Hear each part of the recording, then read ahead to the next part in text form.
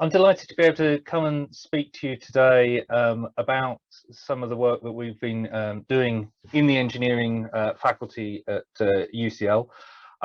Obviously, I will talk from an engineering perspective, but I think many of the things are much broader and have much broader applicability, and so I'll try and expand those out where I have the opportunity. Just to sort of set some context, the engineering faculty at UCL is made up of 10 departments. We have close now to 6,000 taught students, about 1,000 PhD students, and around a 1,000 staff in total, around 300 academics. So I guess certainly in UK scales, we're a fairly large engineering faculty, probably not, maybe at the top 20 there are some larger, and part of a very large and very research intensive university, which I think obviously quite similar to UCD and some of our focus, as well as some of the challenges that brings in a curriculum reform activity, are probably very similar. So this program of reform started in 2012, and I took on as a comment. I'm an electrical engineer by background, spent much of my time in the department, was interested in education, and had done some work in problem-based learning and some other forms of active learning. And in 2012, we had a new dean of the faculty, and as new deans often do, they got quite excited by things that were going on and wanted to bring in new developments, and they visited a conference in the US and got excited about active learning and problem-based learning and all sorts of things, and came up with a blueprint to try and re-engineer what we do with engineering education. And much of it stemmed back to rethinking what we were wanting to do with our graduates. I think, like a lot of science and engineering programs, we taught a lot of technical values, and we taught a lot of strong technical maths and science that underpin our discipline. But we were hearing that certainly from employers and from our students, that they were looking for a broader curriculum. And I think this broader view is it plays out in a particular way in engineering, but is across many of the disciplines. And we have a new vice provost at UCL, and we're talking a lot about interdisciplinarity and expanding the horizons of our students beyond the discipline, just the discipline that they come to study, that broader experience of being a student at university, and what that might mean for future employability and their future skills. So that was at the heart of rethinking what we might do. And one of the things that a colleague of mine came up with as a bit of a tagline, which follows on from an old definition of engineering, but we wanted to think about engineering not just being about the maths and the science, but we often use this line of the art and practice of changing the physical world for the use and benefit of all. And so there's a few things just to quickly unpack about where we wanted to take a slightly different view of how we form our curriculum and where these words come in. We wanted to think and very much purport to our students the creativity of the degree, that it wasn't just solving equations, that it was something where there is design, there is an art, there is a creative element that perhaps is sometimes lost when people look at engineering as a subject. We wanted to enhance the practice. I think, like many science and engineering schools, practice has become an expensive part, and we certainly saw in some time ago, as student numbers increased and pressure on laboratory space and all sorts of things increased, the level of practice perhaps dropping, when trying to bring some of that back into the curriculum, but in a very, very structured way. But we also wanted to emphasize both the physical world, that it is about making things, and that it is about making things for people, and that the engagement that an engineer has is with the physical world and with the people who are in it. And so the idea that we must encourage our students to think not just about the technologies that they are designing, but the sustainability, the ethics, the social consciousness, the social responsibility of what they do. And again, while that plays out specifically in engineering, that social consciousness, responsible innovation, these are phrases that are much wider across disciplines, and something that I think is going to be a key factor in certainly what our students are looking for with their disciplines. I was quite interested to talk to actually economics colleagues who were looking at the reform of the economics curriculum, and how actually, you know, trying to reframe the thinking of their discipline around the, you know, social responsibility aspects and international impact, being something that they were being, you know, pushed from students to do, but were also very keen to do.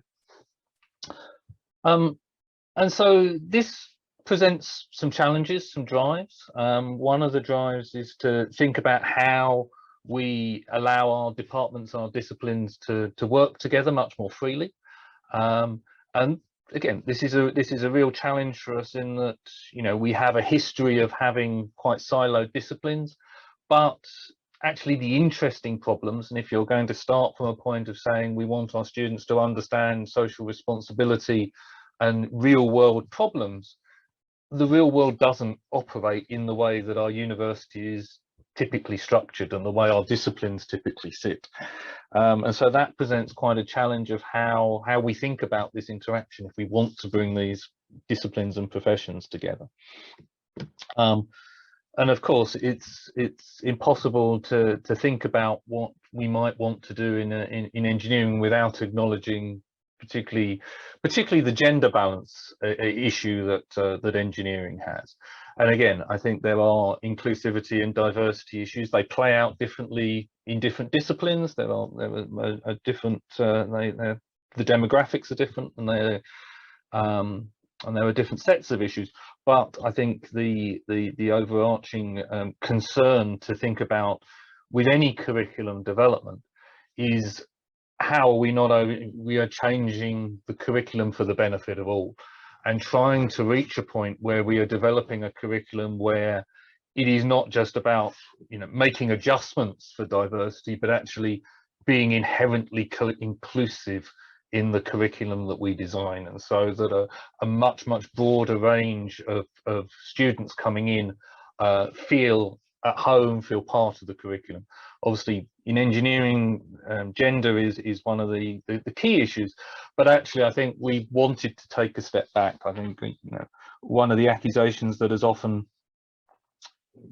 I think quite fairly leveled at STEM is that there's a sort of theory, if we push more women into the subject, that will sort of solve the problem. And I think that's you know, at best not effective, at worst quite disingenuous, without thinking about the environment that we are actually bringing people into and how we create an inclusive environment.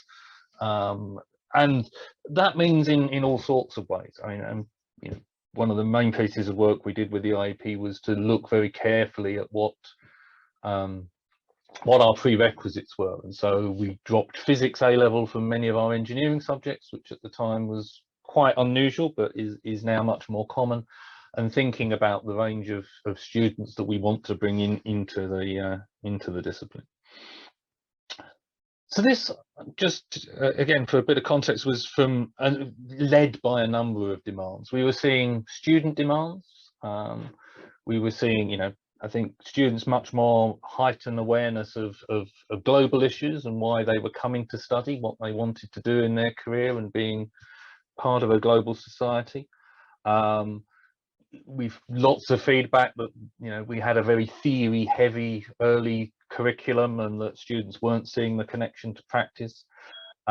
Much heightened consideration of employability and the skills that they were leaving with. I think you know, I think on all three of those, these were things that were certainly my generation accepted much more readily than the generation today would do, I think, and that highlights changes that we've seen in the workplace and the attitudes of young people coming in to study our degrees. As well as, you know, an acknowledgement that actually, whereas perhaps, you know, engineering was seen very much as a vocational discipline, in previous generations, actually a lot of the students coming in were studying engineering, but not necessarily thinking of becoming engineers. And this is a very interesting sort of what happens to the vocations debate of how we view what it is that we're training our students to be. And it's one that is quite a tension. And it's obviously, engineers are highly valued, the discipline people want to maintain their disciplines, but actually the idea that disciplines can create mobility for others to go into different disciplines is something that I think is a huge positive. Also have to acknowledge there are external demands. There's a procession of reports in the UK, and I think most countries are the same, of being rather critical of the skills that universities are creating in our employers, for employers. While I think there is a point, there's also an issue that we are not necessarily just a training provider to meet the day one needs of employers. We are an education provider, providing a lifelong education to students, and that has to be acknowledged. And equally, in many of the debates, I'm not entirely sure that industry is always clear what the skills that it actually requires always are. And I think that's another tension that we need to think very carefully of preparing our graduates for the jobs that don't even exist today, not necessarily the ones that they're immediately going to enter into, which I think is perhaps one of the biggest challenges of reform of curriculum today, as to the requirement for that crystal ball gazing of the student requirement in years to come. So I think if we sort of try to think about distilling some of that as to what we wanted to provide, I think, again, this perhaps covers a wide range of contexts, but beyond engineering. Still on the focus that while employability is key, we are an education provider, not a training provider, and so that balance is important. One of the things that I think was behind some of the criticisms of students and is really important if you are going to go down a route of active learning, is to think about this piece about the intrinsic motivation and agency within students. This is vital to get that engagement of students in activities that are potentially uncomfortable, unfamiliar. One of the things I'll pick up on a little bit later is, we talk about some of our staff potentially being conservative. We have to remember students are often conservative in the way they approach learning and the way they think learning is going to be, and that must be acknowledged. Developing professional attitudes comes back to the employability skills, but really embed this responsibility in all manners of education across the piece. And one thing we hear from our students when they've gone for job interviews is that much of the focus that employers are putting now on communication skills, team working skills, being part of diverse teams, and these are things that are important to develop in our students. And one of the things, again, I'll touch on is that by developing that means going beyond just putting students in teams and letting them sink or swim, actually helping them to develop those skills, while still maintaining the deep specialist knowledge that universities, UCL, UCD, are sort of famed within employers, that I think is a given, and it is perhaps something that is worth acknowledging, that not disrupting that is very important in a curriculum development.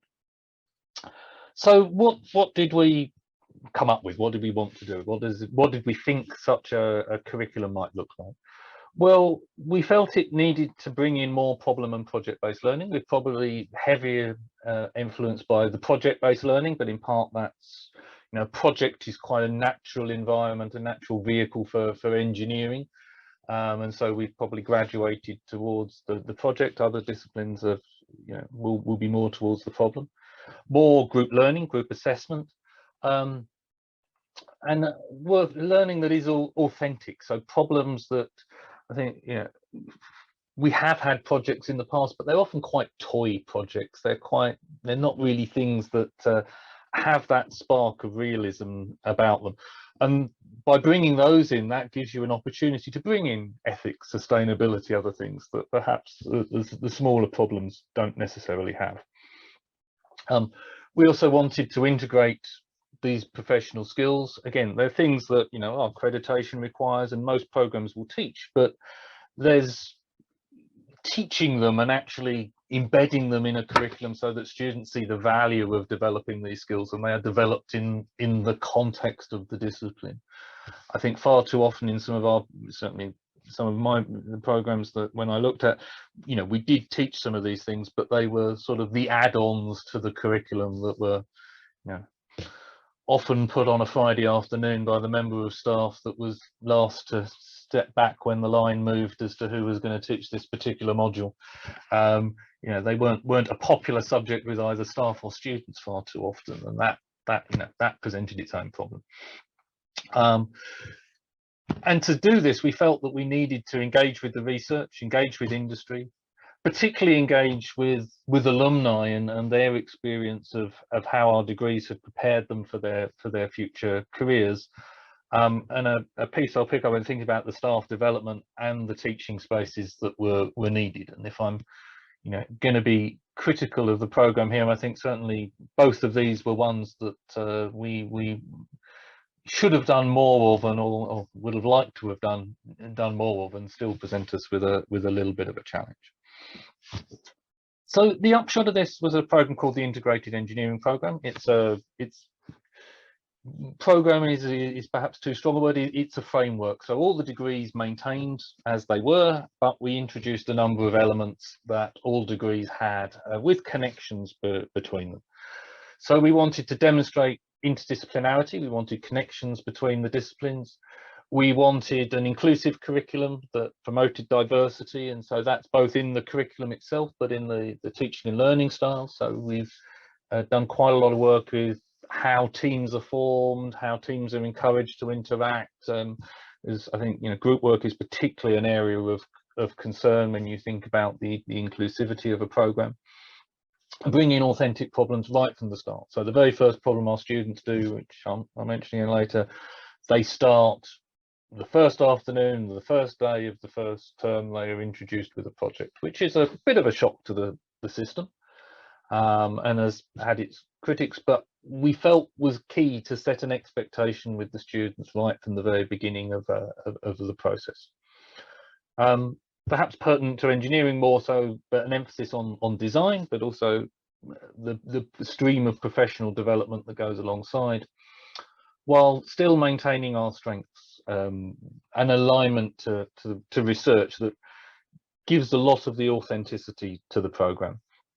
We also made, which I think if I'd realized how unusual it was at the time, I perhaps would have thought about it, but slightly naively ploughed on regardless, that we were going to make a step change to all our programs. So we changed 8 disciplines, including introducing 2 new degree programs, which were, you know, happily, shall we say, taking, I think it was just over 800 students in the first year, and we made a step change to the discipline.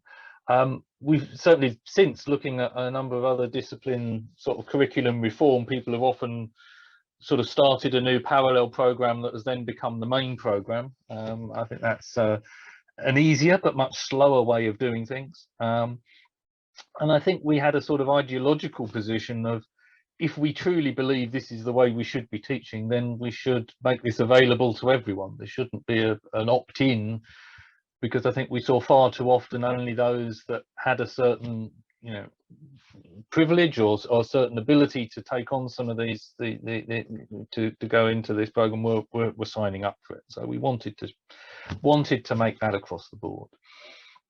So just as a bit of a visual representation of what this might look like, I've sort of cut this in 2 different ways.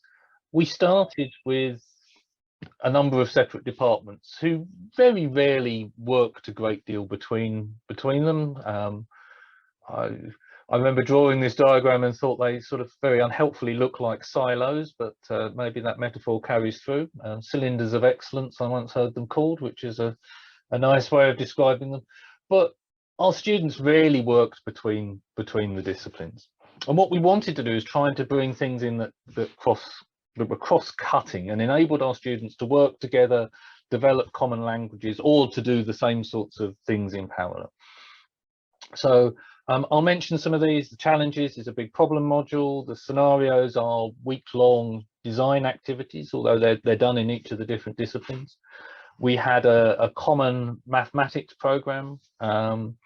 We have a design and professional skills program that is the thread that supports the projects.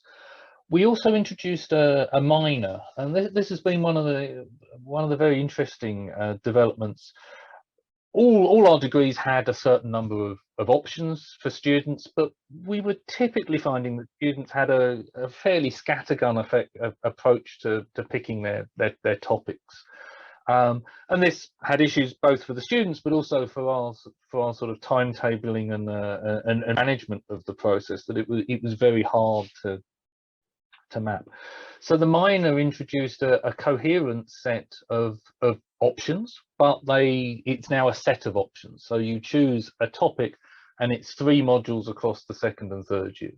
So actually, as far as the student sees, they now have 20 things to choose between, whereas they may have had smaller pockets of different sets. But these were very deliberately made to be interdisciplinary. So they are topics that are outside a student's discipline. So they may be cross-cutting themes, energy or intelligent systems, things that students from different disciplines will join, or entirely outside. So there's modern foreign languages, finance and accounting, entrepreneurship, things that are adjunct to the discipline, but completely across. And so all of our students now take that across their 2nd and 3rd year, this minor. And very interestingly, we've seen that students reference their minor as something, because they're often quite industry sector focused, they reference their minor as something that they use. So we've seen students do mechanical engineering with renewable energy, or specializing in renewable energy as their minor, as a way of sort of differentiating themselves. And we also have a large project at the end called How to Change the World. So I'll mention some of the projects, because I think perhaps that's the main theme. And so we often draw it like this, that in essence what the revision did was reorganize much of the curriculum as much as it revolutionized it. And so actually this line at the top here of discipline technical, which was the old core of predominantly lecture-based technical material, actually remains, and in some cases relatively unaffected by the change, and it still takes up probably 80% of the curriculum. But the focus is now changed slightly to being around these projects, and so we've rearranged some of the discipline material, the technical material, so it feeds into the projects. And we stop, so every 4 weeks, so we have big projects at the beginning, and then these week-long projects where all the lecturing stops and students take part in a particular project in their discipline. And the aim of this, one of the key aims of this, other than it's a vehicle for professional skills, and it's a vehicle for developing the students' knowledge in practical application, but also it's a bit of a counterpoint to the rather modular structure that has pervaded all universities, where knowledge is neatly boxed up into nice 15-credit topics. And while an administratively very convenient way of doing things, we were finding certainly that the students viewed that knowledge in those 15-credit boxes. And in many cases, particularly in this discipline, where the interesting learning comes is the connections between those aspects and bringing things together. And so that's what the challenges we're very deliberately aiming to do, to bring topics from the maths, topics that the students were covering in the technical disciplines, as well as a skills-based, leading up to the 3rd year project. Because again, you know, as is common with many topics, the third year dissertation, the capstone project is a very common vehicle. But we were certainly seeing that far too often students were at this point learning how to do a project. And it felt to me something that, you know, we should have trained our students to be really good at projects by the time they do that project. This should be a point for them to showcase all the great things they've learned and not actually be working out how to take on a major piece of project work. That's what the first 2 years of the program should have been preparing them for. And so this thread is quite important. So if you look at the projects, they're much more group-centered. We do have individual components, but we try and balance the group and the individual, and very much focused on designing, the prototyping, you know, developing something in terms of design. Sometimes physical, sometimes conceptual, but a drive right the way through. So to give you a few examples of that, one of the first modules, so this is in the second 5 weeks of the first term, so this is first year students. They work on what we call a challenge. And so here we have 7 of the departments from across the faculty. We work in teams of departments, so the challenge is to develop a vaccine production facility in sub-Saharan Africa. This actually came out of a large research project from our biochemical engineering department, who were concerned with vaccines being damaged in transport. You know, we started this in 2014, seems highly relevant in the current situation, but the idea that a huge amount of vaccine distribution was ineffective because, you know, having to store vaccines at low temperature and distribute them thousands of miles was a very difficult process. And actually, could we give vaccine security and improve vaccine access by making smaller scale production facilities?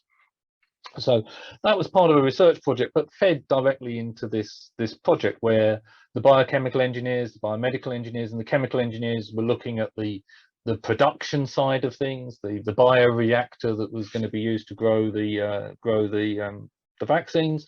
The civils and mechanical engineers were looking at how you would provide water and power to such a facility. The electrical engineers and the computer scientists were looking at how you might build a control system for it. And so these teams, well, I think last year we hit nearly 900 students on this particular program, working small teams in their sort of paired disciplines, but also they interact with teams across the other parts. So it's very much a sort of consulting engineer sort of process that we took to this. And this the students will take across 5 weeks. And we implemented these longer projects partly because we saw, for particularly the students coming into the first year, the more intense projects which we move on to were just a bit too intense. This is an opportunity to have some time for reflection, to be able to reflect on skills, and for the skills development process alongside to really start taking hold. After that, our students then engage in these 1 week scenarios. This is one from mechanical engineering. This is one that's linked to a Institute of Mechanical Engineers challenge, where they actually across 2 of the weeks. In the first one, they design in CAD, and in the second week, they build and test these little pipe climbing robot things. But this is sort of an example of many of our scenarios. They're 1 week. They're very much self-contained in that week. You get the challenge on a Monday morning. The assessment is ideally done within that week on a Friday. Many are linked to industry. So we have, I think biochemical engineers do one with an ice cream production factory, which is always quite well received. We have others in civil engineering working with local contractors. I think we're discussing one at the moment with HS2, which is on our doorstep, to engage in problems. And these are quite focused, which does limit what you can do in the project, but actually counters one of the issues we saw with active learning in other styles, which was when I first started doing some of the problem-based learning, I would get in awful trouble with some of my colleagues, because I would be, you know, as we were getting towards the end of the term, I'd get a knock on my door and say, Do you know half the students didn't turn up this morning, and they were telling me that they were doing your project, so you know they missed my lectures. This isn't good. I bite my tongue and try not to respond. Well, maybe that says more about how interested they are in your lecture than in my project. But yeah, I have to be careful what you say. But we saw this, that actually the students got very, very engaged, very motivated by these projects, but perhaps they're not always in a way where they were managing their time effectively, or maybe they argue that they were managing their time effectively, but maybe not in the way that some of my colleagues wished they were. So we found, you know, there are some issues with the intensive projects, but as a very useful vehicle. And we culminate this at the end of the second year with a thing we call How to Change the World, a very bold title that I must admit, when we first came up with it, I disliked intensely and spent a lot of my time trying to change. It's a bit missionary for my liking, but actually it does have a meaning, and I've sort of grown reluctantly to love it over the years. Of what we want to say to our engineers is that, you know, actually we're not saying about you know, you should be missionary and want to go and change the world, although many will. The fact is, if you are developing a product, any sort of innovation, developing a new system, developing a new process, you are impacting the world, you are changing it for someone, and you really need to understand the world you are impacting on. And there, you know, there's a long list of, you know, very clever technology that had very unfortunate societal impact. You know, Facebook and Twitter we talk about a lot at the moment, and you know, particularly trying to get this message across to computer scientists was interesting. But thinking about actually positive societal change as an absolutely core and essential part of any design process. And so this is a 2-week intensive program that's at the end of the summer for all our second years, and based around UN sustainability goals, which we find is a very nice hook for things. We do it both in developed and developing world. So the one from a couple of years ago in clean water and sanitation, there was a project with some charities from a Jordanian refugee camp, but also from the Environment Agency in the UK, looking at pollution in the Thames. And so we have a mix of different sort of projects in different environments, and that's very important to really make the students think about the context in which the solution they're proposing is going to be applied. So we typically work with government and non-governmental bodies. We have industry come in, but typically as technical advisors rather than setting the problems. And the important thing about these problems is that they are wicked problems. They are not design this thing. This is a problem in this environment. Do something about it. And so it's bringing the students together in their discipline to think how they can impact change in this particular environment over the 2 weeks. And you know, we have some really spectacular ideas coming out, and really you know, novel thinking from our students. So I hope that gives you an idea of what we did. This final part of the talk is really a slightly tongue-in-cheek and rather candid view of some of the challenges of making such a curriculum development. So I apologize in advance for, you know, being a bit cheeky in this, but I think hopefully this gives you a flavour of some of the things you have to think about. So the challenges and strategies of trying to revise a curriculum across 300 academic staff, across eight departments. I think we had 18 months from the start of the project to the first students coming in. There are some difficult conversations to have, and perhaps the most difficult conversation is about what gives. I think all curricula is very full, and it's very full of good stuff that we are very much wedded to the technical heart of our discipline. And there is a slightly awkward conversation about something has to give, something, you know, we cannot put more and more on our students. So if we are going to develop additional skills, we have to find some room. Now, one way of doing that is removing some stuff. That's not necessarily the easiest way or the most acceptable way. But thinking about what it is that is fundamental, what is core, and some of those difficult discussions about how we find room to do more in our curriculum.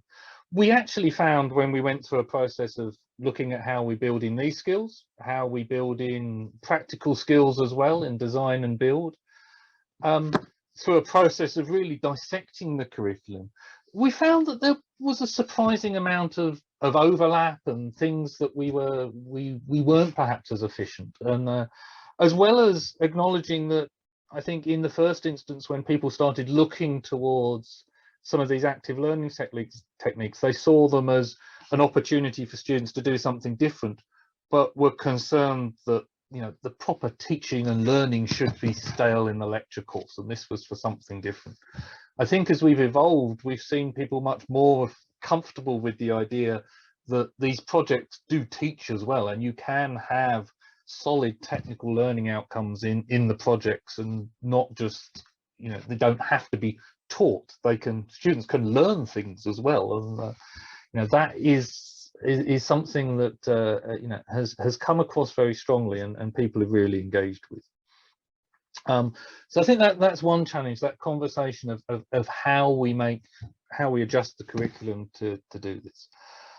The process of doing that, I found, was just by talking to an awful lot of people. It was interesting. And my colleagues from outside felt, well, engineers are engineers. They are one homogeneous group. But actually, you know, the one thing the only common thing I can say about UCL, the only thing we have in common is we all do something slightly differently. And I think that really struck me when I, you know, moved from electrical engineering, started working with other engineers. Things you thought were common across everyone, actually slightly different takes. And understanding what it is that are the desires of the different departments, particularly when you're trying to connect them together, understanding what their pressures, their pinch points were, was really critical to actually making this a success. And you know, I ended up at one point with having 8 different versions of my presentation about the course. They said, you know, I wasn't trying to be disingenuous in any way about it, but they focused on slightly different aspects. They said things in slightly different ways to try for emphasis that was really important, and that did matter across the different disciplines. So while I say talk to lots of people, one of the very helpful lists I was given by a senior colleague on the verge of retirement when I was about to start this development process, he gave me this list of 3 sets of people. Those that I should talk to, because they'd be very helpful, those that it probably wasn't worth my time talking to, and as well as the set of people that I must talk to and not listen to, that will just try and dissuade me from doing anything if you talk to, but need to be engaged in the process. And I think understanding the groups is very important to this development.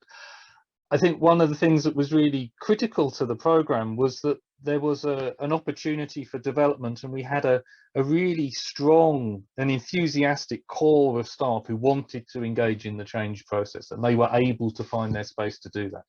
We also had a core of staff who didn't want to be disrupted, who were, you know, their research was paramount. They did their teaching and they were quite good at teaching. You know, students didn't complain, which you know, perhaps not ideally, but often is sometimes all you can ask. And there was plenty of room within the process that they could carry on as well. I think, you know, one of the points of debate is often is, you know, are you trying to push people into a different type of learning? And I would never want to push someone into an active learning environment that didn't feel comfortable in that environment, because I think that actually is quite counterproductive.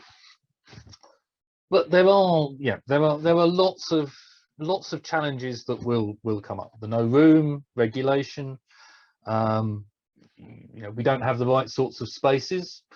Actually, on that one, they were probably right.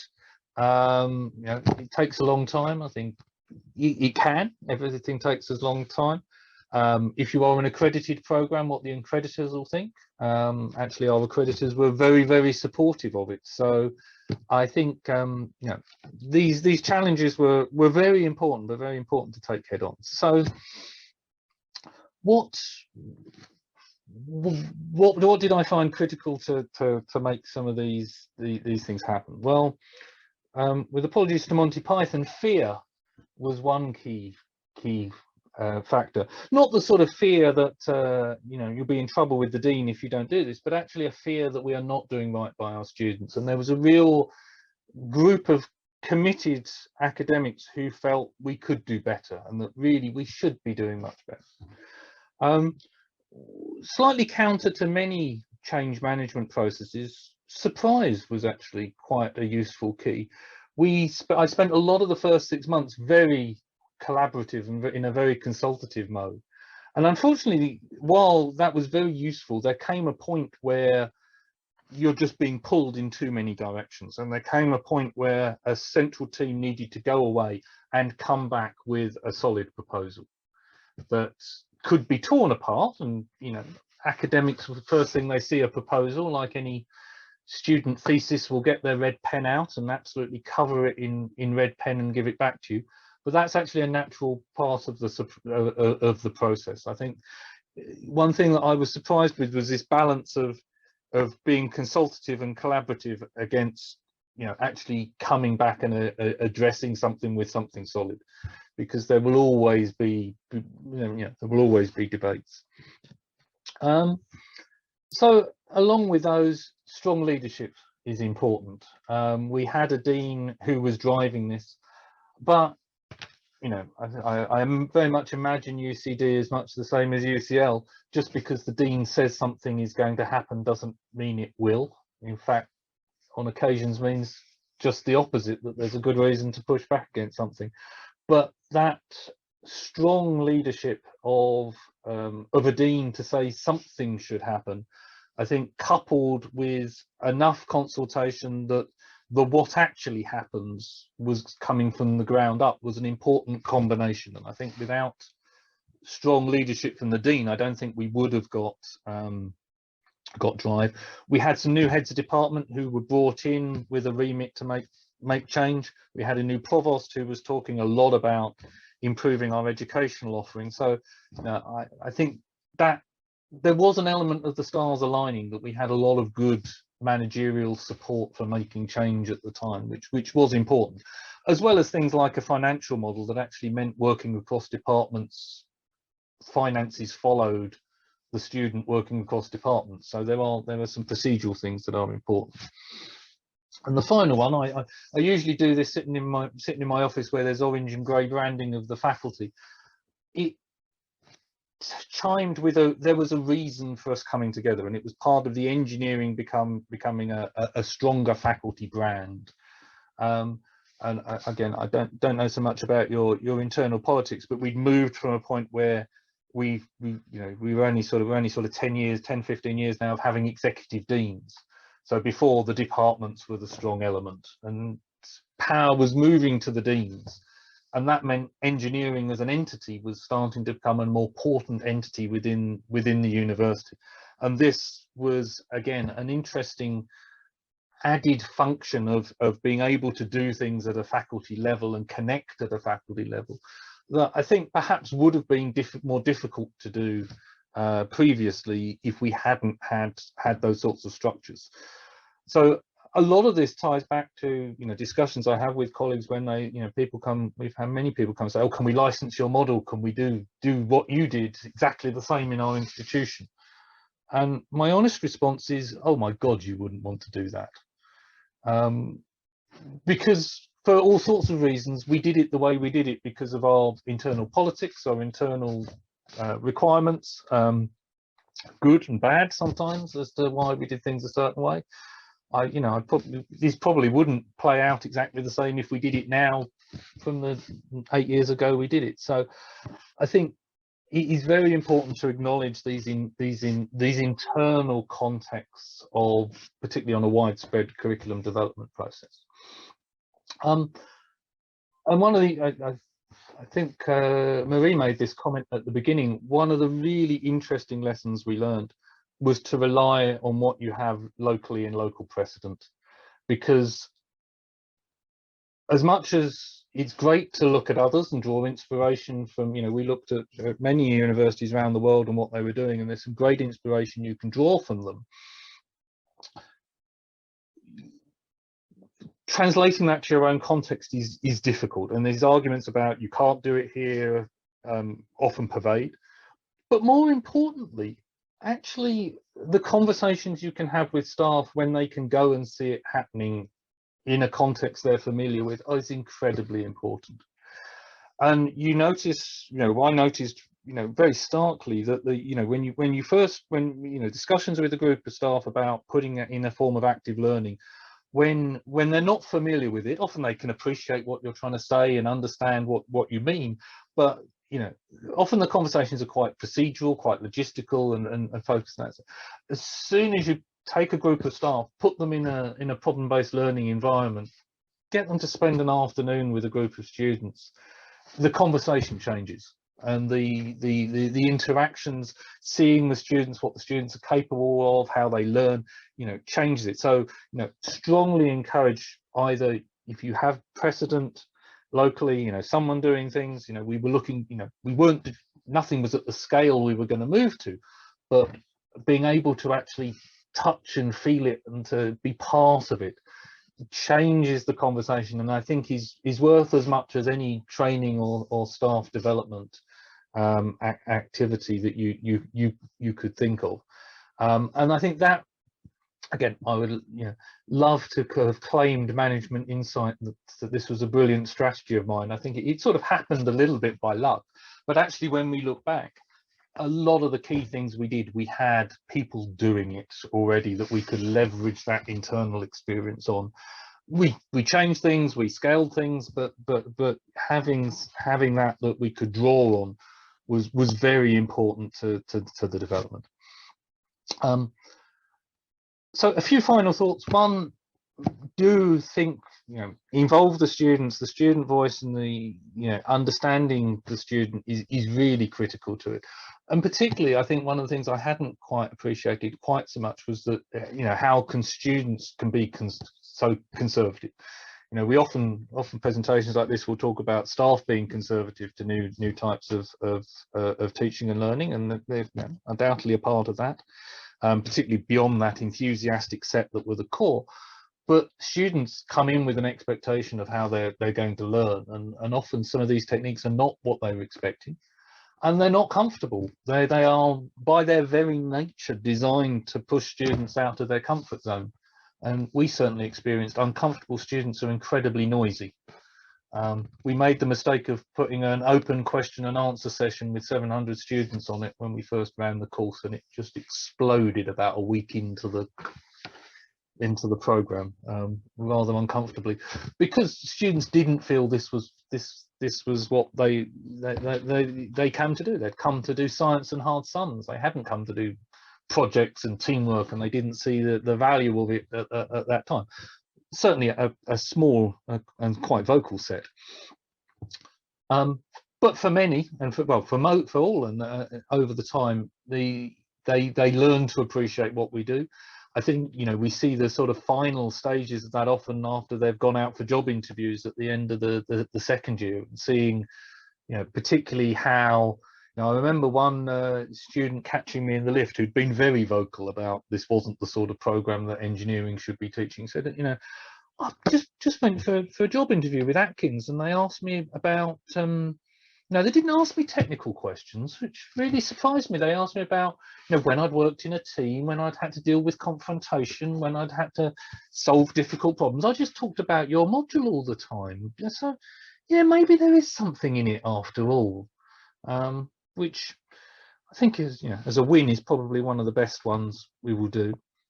And now we're following up in research to try and follow them into their employability, into their employment. And we are seeing, some quite interesting evidence coming back. This is, still early in the cycle of students appreciating that particularly their professional skills were heightened by this program, and this emphasis on this has actually is setting them apart from some of their graduate colleagues that are coming in, and this is giving them advantages in their early stages of their career, which I think, is one of my colleagues once said when we were talking about who is the key stakeholder here. Is it industry? Is it the student? And I said it's the student 3 to 5 years after they leave us. If we've done our job properly, that point where they're going from their first graduate position and their career is about to take off, if we've done our job right, that's the point where we will see the difference. I think, and I quite like that. I think that's a really interesting viewpoint of where we might be focusing our curriculum. We're just running a little bit tight on time. Oh, so I've got a couple more and then I'll finish. Yes. So just a final couple of thoughts. Change is, people think change is linear, but actually I found getting it going is the most difficult. Once you're moving, a lot of people tell me, don't come and ask me to change anything again. So do as much as you can while you're changing things. And thinking about the governance of how you keep that change once you've made it was something I don't think we put enough thought into. We made the change, but actually sustaining it is, I think, equally difficult and equally challenging in putting the new systems and processes in, particularly when you're looking to connect disciplines and if you haven't got that structure to enable it. So I will draw to a close there.